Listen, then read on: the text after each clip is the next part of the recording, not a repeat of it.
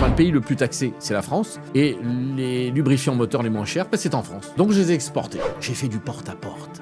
Et ça, c'est l'humain. Ça, c'est pas TikTok, c'est pas de l'Instagram, c'est pas du blabla. On peut utiliser l'IA, parce que c'est un gain de temps. Mais l'humain reste l'humain, le contact. J'ai emprunté de l'argent à un copain huissier, un copain gendarme, un copain ami, enfin, tout le monde, tout y est même passé. Même la belle famille que je connaissais pas, au bout d'un mois, je les ai taxés. La boîte, elle vient juste d'être créée, elle est de mars l'année dernière. Là, j'ai dû faire à peu près 1,6 million, 1,8 million, et j'ai craché déjà 690 000 de profit minimum. Ils m'ont dit, Monsieur Fernandez, vous êtes où? En Slovaquie? Non, ça nous intéresse pas. Et quand j'ai été chez Total, j'ai dit, écoutez, je reviendrai et je serai leader européen. Et vous allez me courir après.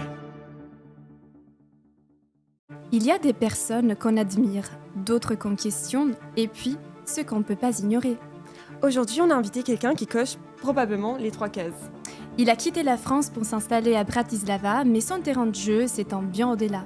Monaco, Genève, Londres, New York, son secteur, tout ce qui crée de la valeur réelle. Pétrole, immobilier de prestige, yacht, finance internationale. Il ne diversifie pas par hasard, mais construit un empire méthodiquement, depuis des années, en sachant exactement pourquoi chacune des pièces est là où elle est. C'est ça sa signature. Dans la Rome antique, le centurion, c'était celui qui commandait, qui structurait, qui tenait la ligne quand tout le monde reculait. Il appelait sa boîte Centurion Capital, et ce n'est pas clairement un hasard. C'est un homme qui a une conviction profonde. La vraie richesse ne s'improvise pas. Elle se conquiert dans les affaires, dans les choix qu'on fait, dans tout ce qu'on construit pour les siens et pour ceux qui viennent après. Il est clivant, direct, et il n'a pas prévu de changer. Ce qui, entre nous, promet une conversation plutôt intéressante. Laurent Fernandez, bienvenue dans Born to Create. Merci. Oh là là. Merci. Que d'éloges, Stella. Merci à vous, Laurent, pour être venu dans notre podcast. D'accord. Alors, ces derniers temps, on a réalisé, même sur les réseaux sociaux, que vous étiez un petit peu plus discret.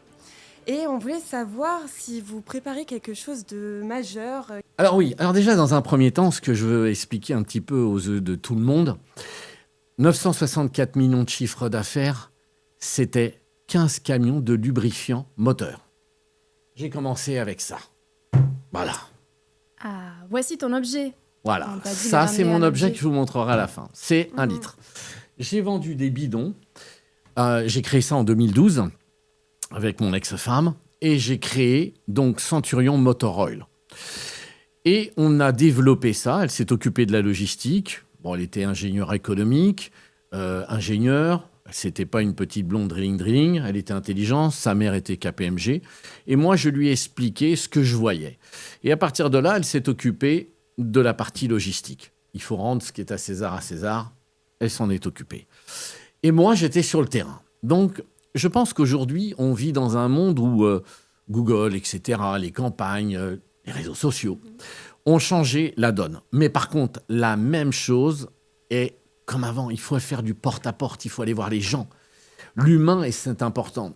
Moi, je n'ai pas eu l'opportunité et la chance d'étudier comme vous, mesdemoiselles. Ma grande fille l'a fait et j'en suis content, mais c'est important de comprendre qu'aujourd'hui, vous avez un cursus que certains disent « Oh, l'école, ça sert à rien, les études, ça sert à rien ». Je ne suis pas du tout d'accord. En parlant crûment, il m'a fallu des années à apprendre, à payer des avocats, des fiscalistes, des comptables, parce que ce n'était pas mon truc. Moi, mon truc, c'est d'ouvrir la porte. Pour moi, le monde est vaste.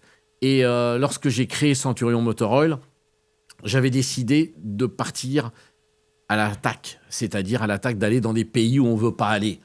On voulait pas aller en Bosnie, on ne voulait pas aller en Tchétchénie, on ne voulait pas aller au Monténégro. Moi, j'ai connu le Monténégro, il y avait encore les chars, ils n'en avaient pas fait encore la belle marina rachetée par LVMH. On n'avait pas tout ça.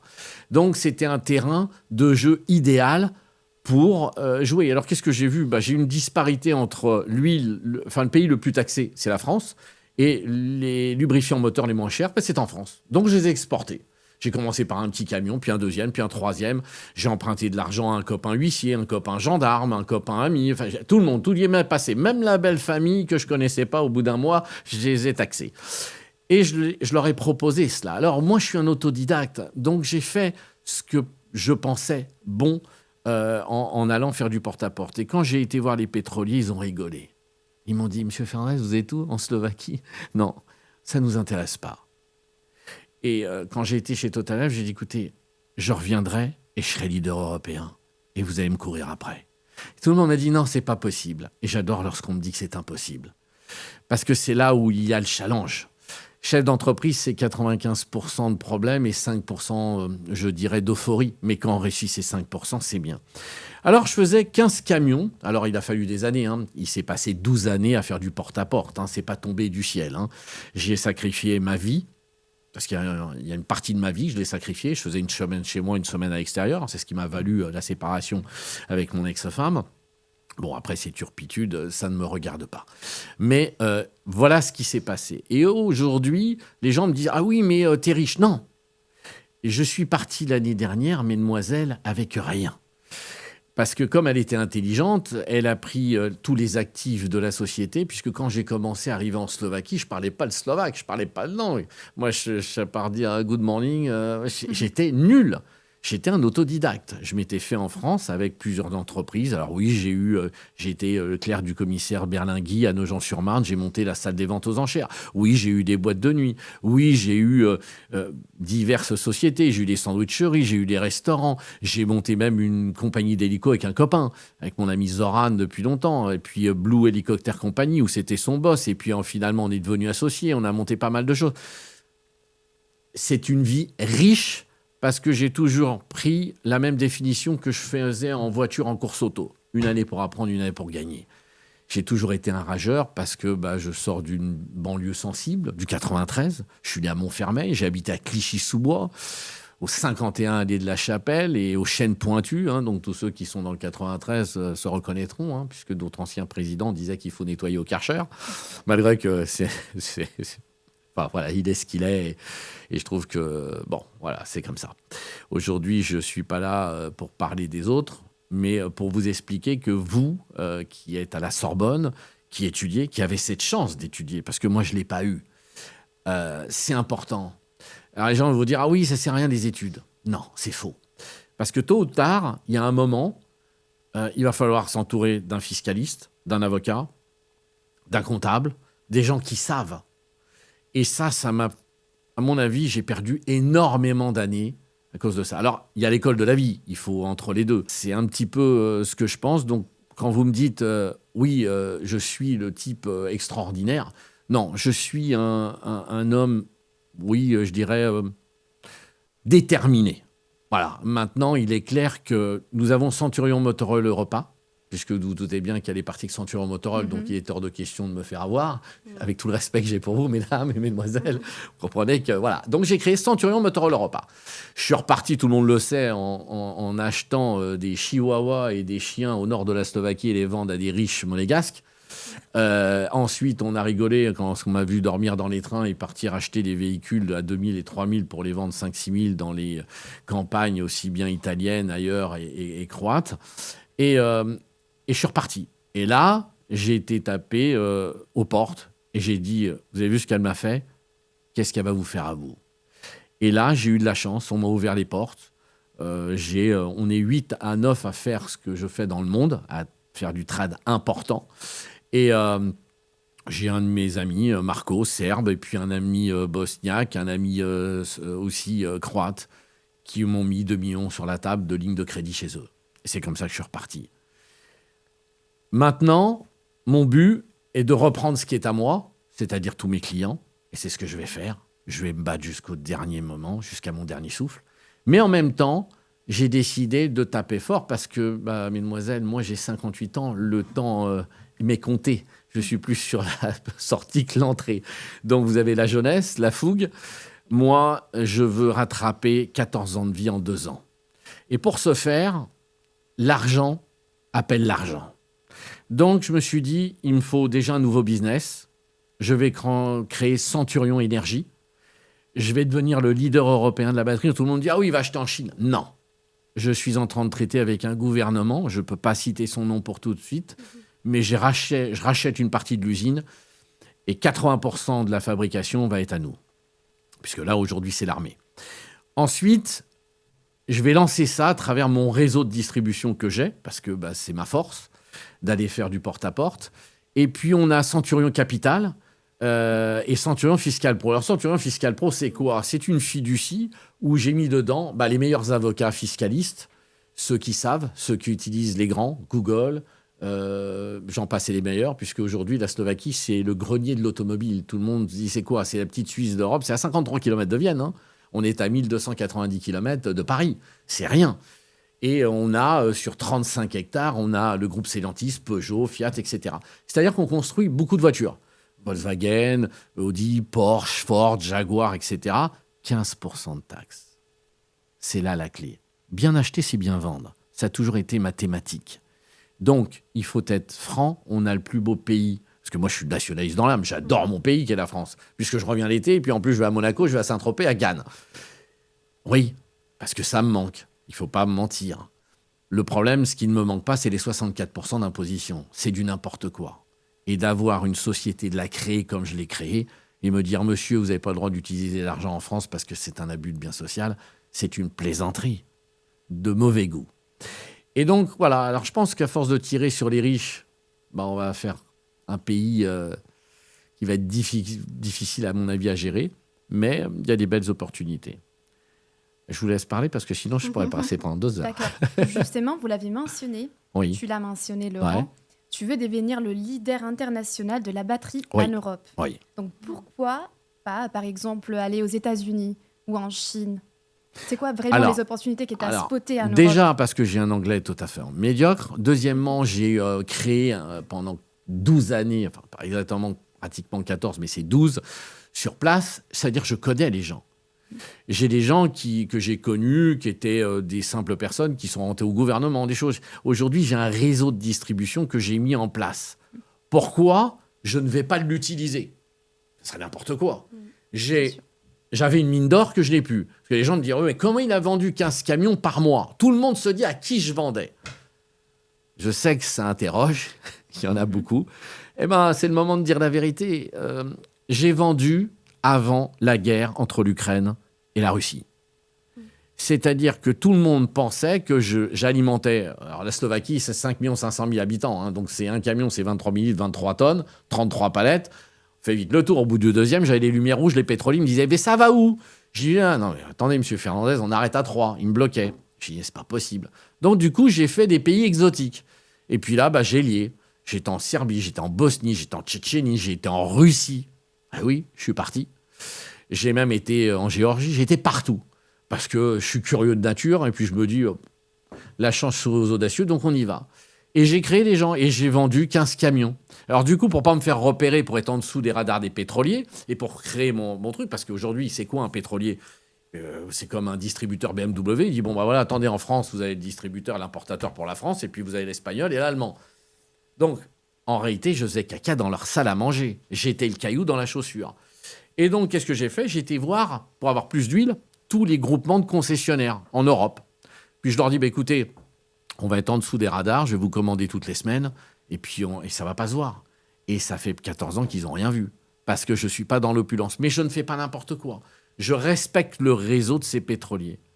C'est stupide, hein, mais je le respecte. Je ne vends pas, à aucun moment, je mets en danger les concessionnaires à qui ils me vendent. Pourquoi? Parce que je ne revends pas dans les concessions. Je ne revends pas sur Internet. Je ne revends pas sur même les centrales de supermarchés. Non, j'ai fait du porte-à-porte. Et ça, c'est l'humain. Ça, c'est pas du TikTok, c'est pas de l'Instagram, c'est pas du blabla. On peut utiliser l'IA, parce que c'est un gain de temps. Mais l'humain reste l'humain, le contact. Je faisais 150 000 km par an. J'ai dormi dans des endroits exotiques, des 5 étoiles, de tout. Mais j'ai montré qu'on pouvait faire du business sans diplôme. Je parlais même pas un mot d'anglais, il fallait voir. Et puis vous auriez mon anglais aujourd'hui, mais peu importe. J'achète et je vends. Vous pouvez me mettre n'importe où dans le monde, je me sens bien. J'ai pas de problème. Pour moi, le monde, c'est comme d'aller sur le périphérique et d'aller à Porte de Saint-Ouen. Ça me dérange pas. Il faut arrêter aussi les clivages de religion, de trucs. On est toujours dans des batailles, etc. Avant, par exemple, les Juifs et les Arabes, ils étaient comme ça, et les musulmans. Je veux dire, on oublie les choses. Vous n'avez pas connu, vous êtes jeune. Mais moi, dans la cité, on aidait à prendre le sac de la grand-mère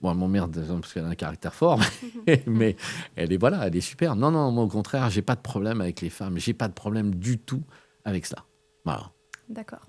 Peut-être on peut revenir un peu en arrière, du coup, à tes débuts. Donc, tu es Ouais. né dans le 93. Oui, à Montfermeil. Tu n'es pas né dans une famille d'entrepreneurs. Pas du Mais tout. C'est un peu comme Bernard Tapie. Est-ce que tu as pensé à faire de la politique? Alors, Bernard Tapie, il est exceptionnel. Moi, je n'ai pas son niveau. Je suis né à Montfermeil, effectivement, dans la zone, comme je l'ai dit, dans le 93. J'ai grandi dans une cité. Mon père montait des parpaings. Il travaillait comme maçon. Ma mère vendait des chaussures chez Eram, dans la galerie marchande du chêne pointu à Clichy-sous-Bois. Ils en ont chié.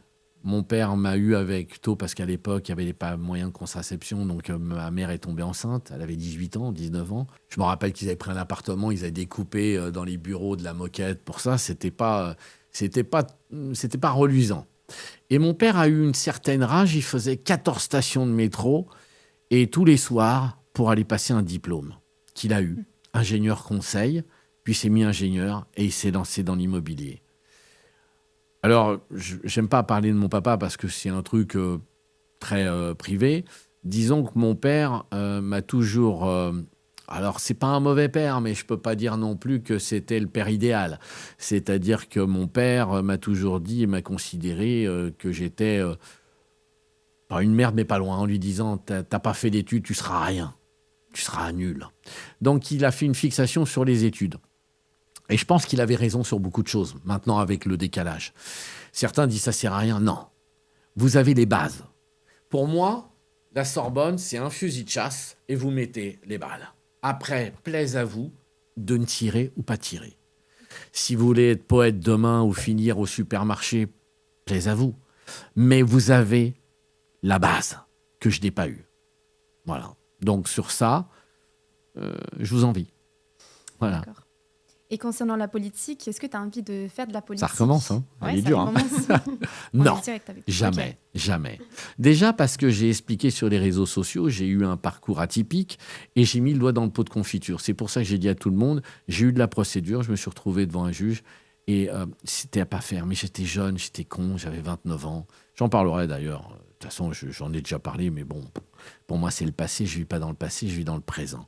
Et aujourd'hui, quand j'entends des commentaires, on me dit « Ah oui, mais bon, il va partir peut-être avec la caisse, bande de rigolos. » Je reçois à peu près une quinzaine de camions, c'est-à-dire entre 5 et 6 millions d'euros par mois sur les comptes. Si j'avais voulu prendre un avion, je serais déjà parti depuis longtemps. Mais je n'ai pas à me justifier pour ce genre de commentaires. Et voilà. Mais non, je ne veux pas rentrer en politique. La politique, pour moi, je ne la vois pas comme ça. Si je devais aujourd'hui dire quels sont les hommes politiques que j'aurais voulu, j'en ai pas. Il n'y en a pas un pour moi qui révèle quelque chose.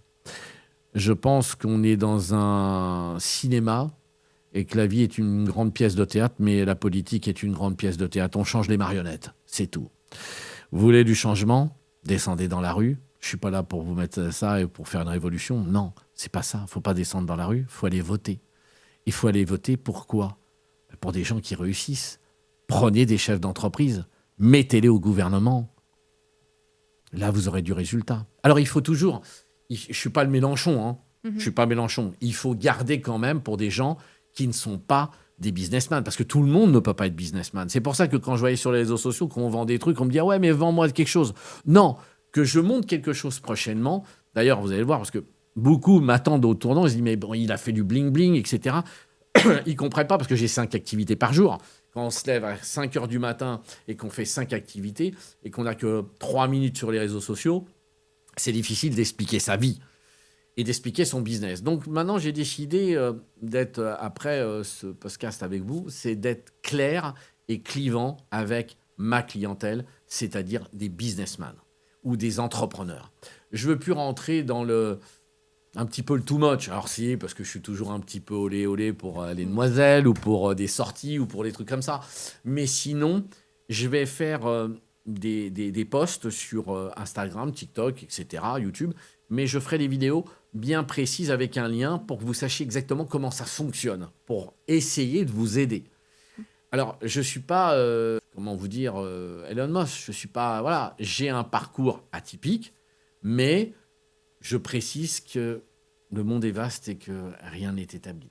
Et à tout moment et à tout âge, que j'ai 58 ans, revenir sur les réseaux sociaux, j'ai jamais été sur les réseaux sociaux. Moi, ça fait 14 mois que j'y suis. On m'a dit, qu'est-ce que tu vas... Ouais, mais entre la différence, un petit jeune, rien à voir avec vous, mais qui vont m'apprendre le business, alors là, ceux-là, ils me font rire. Parce que ceux-là, ils ont quoi comme expérience? Zéro. Ils vous vendent des stages, zéro, qui vont vous promettre zéro, parce qu'à l'arrivée, de toute façon, vous prenez 100 types, même s'il y en a 5 ou 6 qui ont été brillants, vous allez dire quoi aux 94 autres? Tout le monde ne peut pas être chef d'entreprise. Donc, il devrait avoir une sélection, et ensuite, avec des choses reconnues. Voilà. Mais bon, on s'est mis des balles dans le pied. Là, je voulais ouvrir une académie, Centurion. Quand je vois avec le CPF, il détricote, il recote. Mais pourquoi? Parce qu'il laisse toujours une porte ouverte. Et après, il y a des gens qui mettent le doigt dans le pot de confiture, qui font des conneries. Et après, on paye pour les autres. Voilà, c'est tout. Du coup, juste une petite question pour revenir, parce que tu n'as pas eu de diplôme, Non. coup. Si, ça serait mentir. J'ai eu le diplôme de l'AFPI. Je suis rentré, comme tout le monde le sait, j'étais sur une nationale en train de mettre des coups de pelle. Et puis, il y a le directeur de la NPE France à l'époque qui s'appelle André Bourran. Je ne sais pas s'il est encore vivant, voilà. Mais qui m'a dit jeune homme, c'est à qui? Alors, j'ai menti éhontément, comme je l'ai dit. J'ai dit c'est à mon père. C'était un copain, il y avait mon père, etc. Ils étaient plusieurs. Et j'ai vendu le terrain. En échange du terrain, je lui ai dit je vais être agent immobilier. Et je suis rentré dans une agence immobilière à Aulnay-sous-Bois qui s'appelait Nonville Immobilier. Et j'ai appris, et j'ai passé un diplôme d'AFPI où normalement il aurait fallu au niveau bac. J'ai potassé le soir, j'ai pas eu le choix. Et 2 ans après, je l'ai eu. Ok. Et avec mention. Donc vous avez eu ce diplôme-là, Voilà. mais pas comme, on va dire, nous, à la Sorbonne, voilà, à l'université. Et du coup, je voulais savoir, est-ce que vous pensez que les écoles et les universités peuvent former des futurs entrepreneurs? Parce que la plupart du temps, on entend, oui, les écoles, ça tue la créativité et ça forme des bons salariés. Qu'est-ce que vous en pensez? Alors, c'est une question difficile. Pourquoi? Parce que aujourd'hui, vous prenez des grands... des RH, etc., ils sortent de grandes écoles. Sur le terrain, c'est des billes. Et ils vont vous dire, il faut faire comme ça. Alors le matin, ils ont rendez-vous. Moi, je suis un copain, je sais plus dans quel... Emmanuel, tu te reconnaîtras. Il bosse donc dans une superbe entreprise, mais c'est un vendeur inné, il est comme moi. Il est capable de vendre des bilboquets à la sortie d'un cimetière, il n'y a pas de souci. Mais... d'aller recevoir des lettres de mission en disant « Ah bah oui, il faut qu'il renvoie ». Donc, il passe 4 heures à envoyer des mails et à donner un programme qui est irréalisable et qui est vraiment stupide. Aujourd'hui, tellement qu'on est stupide en France, excusez-moi d'être vulgaire des fois, mais on est con. Avant, on faisait des cadeaux aux clients. On arrivait, on leur donnait des porte-clés, des trucs, des machins, etc. Aujourd'hui, c'est un abus de bien social. On marche sur la tête. Vous prenez vous dites que vous offrez un voyage, vous vous retrouvez chez un juge. Non, mais on marche sur la tête. Moi, je suis en Slovaquie, je passe, j'envoie des cadeaux, j'envoie des sacs à main, Vuitton, Hermès, des montres. Et alors? Il n'y a rien qui est interdit. Qui est-ce qui a créé la boîte? C'est moi. Qui est-ce qui donne des cadeaux? C'est moi. Et on va vous dire c'est de la corruption? Non, c'est des cadeaux. Le seul pays, malheureusement, où on est con sur ça, je suis désolé, mais c'est la France. J'ai l'impression qu'on veut absolument clouer la France par terre. La richesse de la France, c'est les PME, les artisans, les commerçants. C'est ceux-là qui amènent la valeur ajoutée. Et c'est ceux-là qu'on est en train de tuer. Parce que croyez pas, c'est pas les milliardaires. De toute façon, si vous voulez être riche, vous restez pas en France. Vous êtes déjà parti. Ça, c'est premier point. Et deuxième point, les clients qui arrivent chez moi en Slovaquie, c'est pas des milliardaires. C'est des PME, c'est des serruriers, c'est des plombiers, c'est des paysagistes, c'est des garagistes. Ils en ont marre. Donc, il arrive à un moment, il faut comprendre qu'on est trop de gens à rien foutre pour des gens actifs. Et il y a un moment, il va falloir se réveiller. Le réveil va être lourd. Et c'est vous qui allez payer ça. Donc c'est ça qui est dégueulasse. Je suis désolé, mais c'est le cas. C'est pas normal que quand vous sortez de grandes études et vous avez bossé, que vous vous retrouvez... Moi, j'ai vu des avocats qui gagnent 1 500, 2 000 euros par mois. Prenez ne serait-ce qu'un plombier. Il va tenir entre 5 et 10 000 balles par mois. Si c'est bien travaillé, si c'est se vendre, ça fait mal. Donc, on a négligé tous ces métiers. Donc, il faut des gens qui ont sorti des grandes études, comme vous, mais il faut aussi des gens qui comprennent qu'ils ne peuvent pas être ni businessman, ni ça. Et ce n'est pas pour ça qu'on est honteux. Moi, j'ai pas de problème avec ça. J'ai fait plein de métiers. J'ai travaillé en imprimerie, j'ai travaillé coursier, j'ai travaillé sur les marchés, j'ai fait tout. Certains me disent, ah ouais, t'es un posticheur. Je suis pas un posticheur. J'ai travaillé à vendre des fruits et légumes. Oui, j'ai travaillé aussi avec des gens qui vendent des casseroles. Puis j'ai travaillé la nuit. Puis j'ai travaillé dans les restaurants. J'ai travaillé partout. Alors, je pense que quand on sort des études, il faut qu'on ait une partie où il faut aller dans l'entrepreneuriat. C'est clair. Sinon, vous n'aurez jamais la réalité sur place. Voilà. D'accord. Et sinon, tu as parlé avant de valeurs et de ta vision un peu. C'est quoi les valeurs qu'un businessman devrait avoir du coup pour toi? C'est plutôt être déterminé. Alors, alors moi, je suis un peu... Je suis encore... Il y en a qui vont me dire, mais je suis un emmerdeur peut-être aussi, mais je suis quelqu'un de loyal. J'ai horreur de la trahison. Je suis loyal et je dis ce que je fais ce que je dis. Alors, il y en a qui vont vous dire, ah oui, mais non. Le premier qui va essayer, entre guillemets, de me faire un sale coup, je vais lui faire payer 10 fois avec le sourire et je ne vais pas lui faire payer une fois, je vais lui en mettre 10 pour qu'il comprenne que c'est pas grave. Donc celui, en réalité, dans le business, il faut laisser la chance une fois. J'ai toujours dit, celui qui te vole, ce qui est important, c'est de savoir de combien il t'a volé, pour moi, et surtout de ne pas le reprendre parce qu'il va te trahir une deuxième fois. Et c'est pareil avec une femme. Elle te trahit une fois, c'est terminé. Je ne laisse pas de porte deux, c'est terminé. Et dans le business, il faut comprendre qu'un chef d'entreprise ne peut pas plaire à tout le monde. Moi, je sais qu'il y en a qui me détestent. Je suis le vieux con qui repart avec une nana de 30 ans qui en met plein la tronche. Oui, c'est pas grave. Moi, ça me fait plaisir. C'est justement pour tous ces racheux que ça me fait rigoler. Alors, c'est cupide, c'est un petit peu, je dirais même, c'est enfantin, c'est machin. Mais je suis un grand enfant et je compte bien de rester. Je suis bien avec des mecs de 30 ans en train de faire de la course auto et être dans un baquet. Moi, discuter avec un type de 58 ans de mon âge, qui me parler de retraite, qui commence à avoir mal au dos, je m'en vais en courant. Mais ça, je ne sais pas faire. Et c'est pour ça que d'ailleurs, j'ai une femme qui est jeune, parce que j'espère être de plus en plus jeune et de rester jeune longtemps. Mais ce qu'il faut, c'est comprendre que ce qui est important, c'est l'humain. Aujourd'hui, un chef d'entreprise, il ne faut pas qu'il se trompe. Et la base, c'est par exemple Centurion Motor Oil. Jamais eu un impayé. Centurion Motor Oil, le repas, tout ce que j'ai, je n'ai pas d'impayé. Expliquez-moi pourquoi. Même à l'amitié, je ne laisse pas partir. Parce que des gens comme moi, on se fait avoir comment? À l'amitié, à l'amour ou à la confiance. Alors, on peut être les meilleurs amis du monde, on peut se connaître depuis 30 ans. L'argent, c'est l'argent. Quand j'ai un client qui me commande, c'est 10%. Tu ne me crois pas? Ok, ça va être 20%, on va le mettre sur un compte escroc au niveau de l'avocat. Ou un compte CARPA pour ceux qui connaissent, etc. Quand tu as tes 20%, je commande la marchandise. Quand la marchandise, elle est là, je te fais une vidéo. Alors tout le monde me dit « Ah, mais je t'ai vu, tu as des entrepôts en France. » Non, faux. Je loue des storages pour entreposer en attendant que mon camion arrive. Fiscalité française, 0. J'ai payé des impôts pendant des années en France quand je n'avais pas besoin de payer. Hein.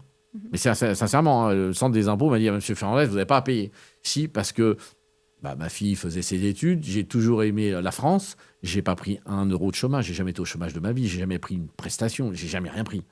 Mais je disais, je payais de l'impôt en Slovaquie, rien, que dalle, et de l'autre côté, il y a un impôt, même pas, puisqu'à titre privé, on ne payait pas, mais enfin sur la boîte. Et je payais de l'impôt un peu en France, malgré que j'étais au-delà des 184 jours de l'autre côté. Ce que je veux dire, c'est qu'aujourd'hui, la force d'un entrepreneur, c'est d'être vigilant. C'est-à-dire que quand moi j'ai un nouveau fournisseur, vous mettez un abonnement à IG, Coface, Hermès, vous checkez la personne. Vous allez voir, vous vous déplacez. Le truc d'Internet, c'est du cinéma. Avec l'IA, je peux même faire une copie de vous avec ma voix. Moi, je vois des tas de gens, ils m'envoient des posts, je dis attention, c'est pas moi. Si vous ne me voyez pas en réel et que je vous ai pas serré la main, envoyez pas un copec, envoyez pas 1 euro parce que c'est une escroquerie. Donc, il faut bien expliquer qu'on est dans un monde différent par rapport à vous et au mien. Donc, moi, je suis terre à terre, je suis le terrien. Moi, je crois ce que je vois, que lorsque c'est dans mon compte. C'est vendu quand j'ai vendu, c'est-à-dire quand c'est sur mon compte. Donc, très attention, faire attention, ne pas y croire au bon samaritain qui va vous dire que vous allez gagner des millions. Alors, il y a des opportunités, il y a des belles, il faut les faire, mais il faut être prudent.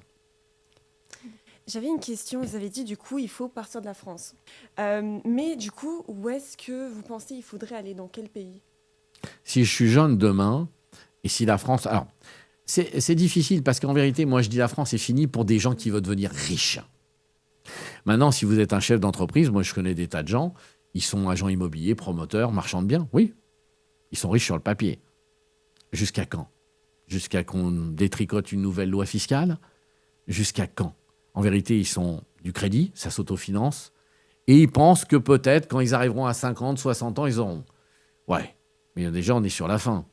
Donc ça veut dire qu'ils se sont privés tout le temps, ils ont bossé, et qu'est-ce qu'ils ont? Ils ont de l'immobilier, et qu'est-ce qu'ils feront? C'est les enfants qui vont faire la fête avec? Moi, j'ai dit à mes gosses, je vais vous donner toutes les études. Après, vous vous démerdez. Je prendrai jusqu'au dernier centime, j'irai faire la fête. Pourquoi? C'est dans l'esprit un peu français qu'il faut donner aux enfants. Alors, je sais que ça va choquer certains. Je pense qu'à la fois, il y a des fils à papa qui sont capables de faire des millions supplémentaires, mais il y a 80% qui vont cramer l'argent. Et je pense que c'est une mauvaise interprétation parce que vous donnez trop, et donner trop, ça empêche l'ambition. Voilà, moi, c'est mon truc. Maintenant, partir, j'irai dans... Alors déjà, je choisirai un pays, parce que les gens ils me disent on peut aller au bout du monde. Oui, premier pays, la fiscalité. Là où je vais me sentir le mieux pour vivre, là où ça va me coûter le moins cher, là où mon entreprise va me coûter le moins. C'est comme ça qu'on doit envisager les choses. Et ensuite, si je devais quitter la France, j'irais dans des nouveaux pays. J'irais dans des pays émergents. J'irais en Asie du Sud-Est.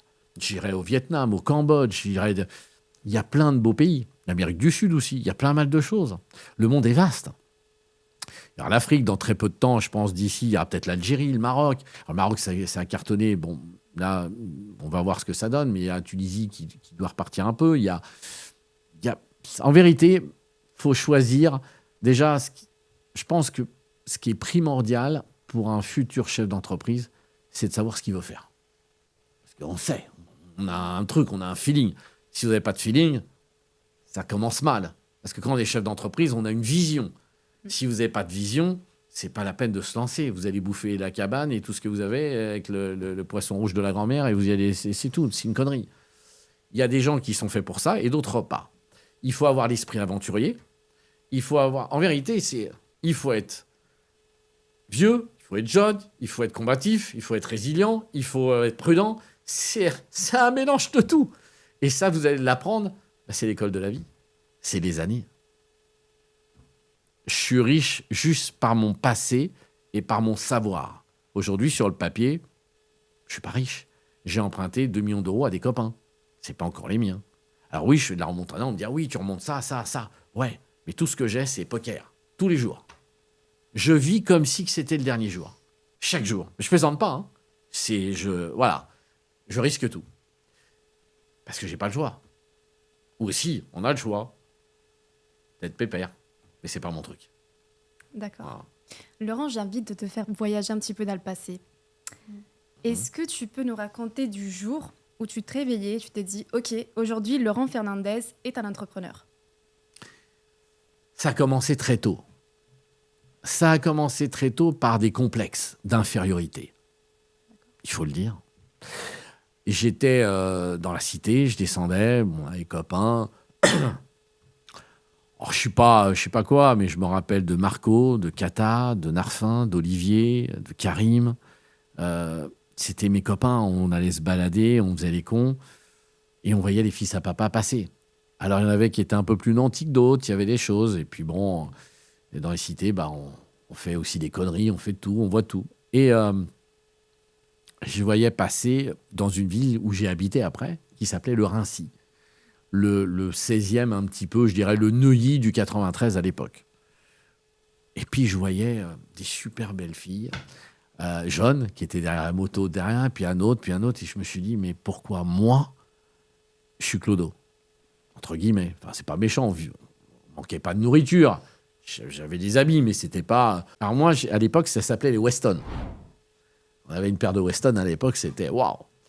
Et puis... j'ai dit non, c'est pas possible. Alors du coup, j'ai commencé très tôt. J'achetais chez le père Pérez, c'était une casse où on achetait des mobylettes.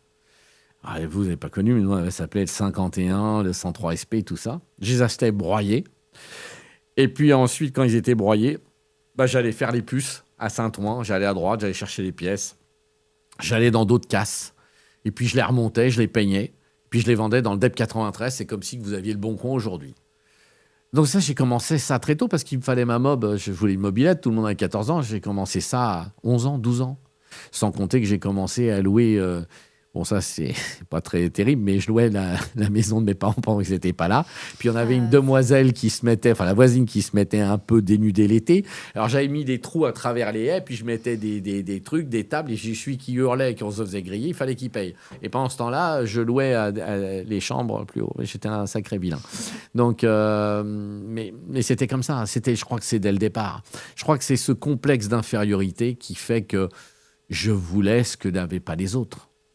Voilà, c'est tout. Tu sens toujours ce complexe ou pas? C'est important de le sentir. Aujourd'hui, ouais, il y a moins d'un an, ouais. Quand j'étais par terre, je me suis dit, j'ai 57 ans. Merde, j'avais une belle vie. 5 millions neuf par an de dividendes, ça laisse de quoi faire. J'avais des yachts. Je vivais, pas comme un roi, mais pas loin. Je voyageais, je travaillais comme un fou. Et je me suis dit, me revoilà à la rue. Ma peur a toujours été celle-ci, c'est de me retrouver SDF. Ça paraît stupide, hein, mais je me suis dit, merde. Et puis, j'ai pris un coup parce que une séparation, quand on rentre, parce que, bon, moi, tout le monde le sait, hein, j'ai été cocu, hein, voilà, c'est pas plus difficile que ça. Hein. Et bon, je ne vais pas rentrer là-dedans parce que je ne vais pas donner des conflits maintenant que ça s'est passé, que j'ai récupéré mes enfants. Mais bon, quand on a une femme pendant 14 ans et puis qu'elle a 4 amants et que vous êtes le 5e, c'est un coup de marteau. Et quand on se retrouve dehors, parce que c'est ce qui s'est passé, elle m'a dit, tu me ramènes la voiture, je la déclare volée. J'ai dit, tu plaisantes? J'ai dit, j'ai 49% départ, va la déclarer. Et je suis reparti avec une voiture et j'avais plus rien sur le compte. Elle m'avait tout bloqué. J'avais, je dois avoir 200 balles ou 300 balles sur mon compte perso, j'avais rien. Et là, ça a été le coup de bambou. Parce qu'entre les gosses, les trucs, j'ai passé 6 mois de dépression pratiquement, puisque septembre, octobre, novembre, décembre, janvier, il m'a fallu vraiment 5 mois pour m'en remettre. Et aussi pour retrouver une première femme, parce que j'y arrivais pas. C'était pas possible psychologiquement. Et là, je me suis considéré, je me suis dit, en parlant crûment, je ne veux pas être vulgaire, mais je suis lève ton cul parce que tu vas devenir une vraie merde. Et là, maintenant, tu te réveilles. T'es pas celui que tu es. Et là, je me suis botté les fesses. Je me suis regardé devant une glace, je me suis rasé et j'ai dit maintenant, j'y vais. Et je suis reparti. Et là, personne ne pouvait m'arrêter. À part la santé, bien entendu, ça arrive, des problèmes de santé, mais sinon, personne. J'ai dû faire à peu près 6000 km ou 9000 km en moins de 10-11 jours. J'allais voir 2 clients le matin, 2 clients l'après-midi, et ainsi de suite, et ainsi de suite. J'ai fait toute l'Europe. Et j'ai dit, je suis de retour. Ça se sent depuis que vous êtes tout jeune, que vous avez cette motivation, cette, comment dire, la rage. Ce feu tous les en vous. matins, mais j'aime ça. Moi, demain, de ne pas faire du business, ça sera jusqu'à mon dernier souffle. Même si un jour, je suis un peu gâteau et que ça sera à 80 ans, je suis sûr que je vendrai quelque chose dans là où je serai. Alors, je finirai peut-être avec, dans un petit village avec un petit tout gros bateau, et puis voilà, mais je vendrai quelque chose. Parce que c'est bon. C'est une adrénaline. En vrai, c'est une drogue. Parce que, alors, je me suis jamais drogué de ma vie. Hein. Je suis très sérieux. J'ai pas fumé de pétard. Je bois pas d'alcool. C'est pas mon truc. Si une petite coupe de champagne, je fais sauter les bouteilles de champagne pour les autres, mais c'est pas mon truc. Mais moi, ma drogue, c'est l'adrénaline. C'est de dire, ah oui, la course auto parce que j'ai adoré. J'adore le yacht. J'ai fait beaucoup de choses. Mais c'est assez fou. C'est peut-être dingue ce que je vais vous dire. Mais finalement, de repartir à zéro, c'est un nouveau défi. Et c'est une nouvelle vie. Nouvelle femme, nouvel budget, nouveau truc, nouveau... Hein. Alors, c'est vrai que c'est dur. Parce que j'ai plus 25 ans, j'ai plus 30 ans, mais j'ai toujours 25-30 ans dans la tête. Alors, je suis un peu plus fatigué. Avant, je faisais 2000 bornes. Parce que quand j'ai des copains, là, ils me disent « Non, mais c'est pas possible. » Vous pouvez me suivre sur les réseaux. Je suis le matin là, je te fais 900 km, je fais 1300, 1500, j'ai pas de problème. Avant, je faisais 2000. J'arrivais à descendre d'un coin en France et j'allais au fin fond de la Bosnie. Alors, tout le monde m'a dit, qu'est-ce qu'il va foutre en Bosnie? 10% de taxes. Pas d'impôt perso, et rien. Vous retirez vos 10% sur la boîte, vous le mettez sur votre compte, vous n'avez rien payé. Et puis, c'est des pays où il y a tout à faire. Aujourd'hui, on est en décalage entre la vieille Europe, qui est à la ramasse totale, et puis, vous avez remarqué, tous les vieux pays où on se foutait de la gueule. Moi, on m'appelait le bouffeur de pois chiches.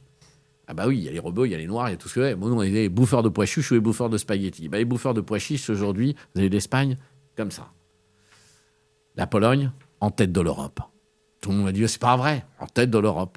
Prenez rapport, le pays, sa densité, voilà, les pays de l'Est.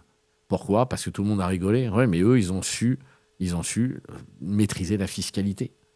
Nous, on est le pays du bonheur. Tout le monde vient et tout le monde prend de l'argent. Faut pas pleurer. Comme dit les pays de l'Est, vous avez le plus beau pays, vous avez donné les clés. Voilà. Prendre des gens... Moi, je suis fils d'émigrés. Ah oui, grands-parents, mes grands-parents fuient Franco, les fachos. Pareil du côté de ma grand-mère, des Italiens, tous catholiques, ils se sont battus. Mais quoi ? C'est pas parce qu'on est étranger qu'on ne doit pas bosser. Donc, la première des règles, c'est de remettre des institutions. La France a besoin d'institutions fortes et d'une fiscalité forte. Et je pense qu'il faut remettre tout le monde au boulot. Vous êtes au chômage, vous êtes mère de famille, il y a des spécifications, on ne peut pas mettre tout le monde. Mais merde, j'ai 58 ans, je suis pas papy, donc je vais là à droite, gauche. Donc ça veut dire que les gens peuvent. Sauf qu'on a arrêté de donner l'envie aux gens. Et c'est pour ça qu'il y a beaucoup de gens qui ne veulent plus entreprendre en France parce qu'ils se barrent. Parce qu'entreprendre en France, c'est se mettre déjà un boulet au pied. Vous n'avez même pas commencé qu'on vous envoie l'URSSAF, la TVA. Oh, on n'a pas gagné un euro. C'est là le problème de la France. Mais il y a des niches, comme la demoiselle que je vous ai parlé, qui est brillante. Mais le tout, c'est d'interpréter la loi comme il le faut.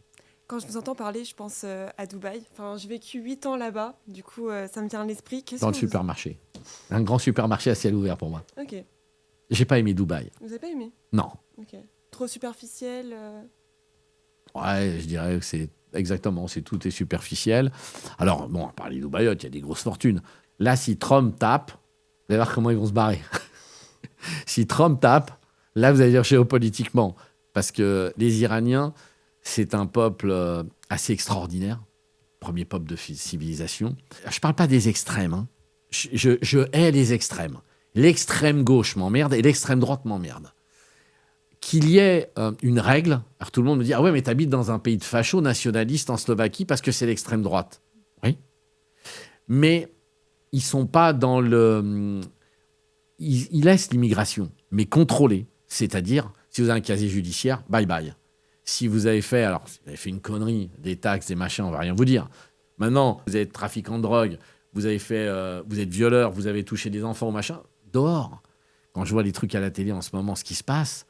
Mon Dieu, des petits garçons, des enfants, des gens qui ont été touchés comme ça, mais moi, je remettrais la peine de mort.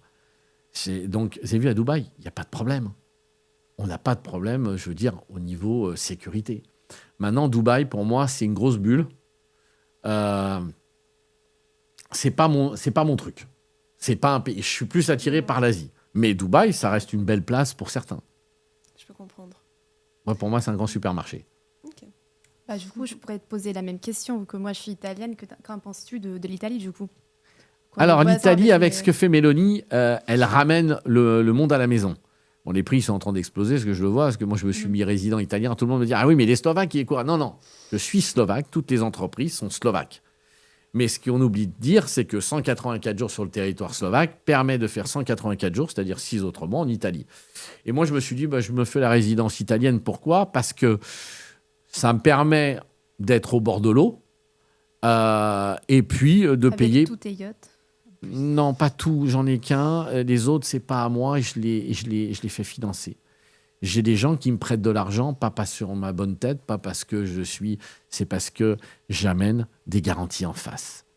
Il n'y a pas de monde de Télétobies. Alors quand on me dit « Ah oui, c'est du Panzi, bande de rigolos », vous avez une société en France qui va amener 3 à 4% générés et ailleurs, on va faire du 10 et du 15% dans les pays de l'Est.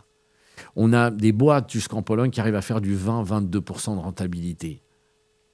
Je ne suis pas une fixation parce que ma copine est polonaise. Il y a plein, à Sofia, partout, en Bulgarie. Il y a des boîtes partout. Et c'est des niches. Là, en ce moment, l'Espagne, ça va cartonner. Vous allez voir les prochains trucs. Parce que pourquoi ? Trump, foutu le caca avec les Vénézuéliens. Ça veut dire que toutes les Vénézuéliens et Vénézuéliennes vont arriver super bien. Mais alors, ils sont catholiques, donc ça va avec les catholiques en Espagne.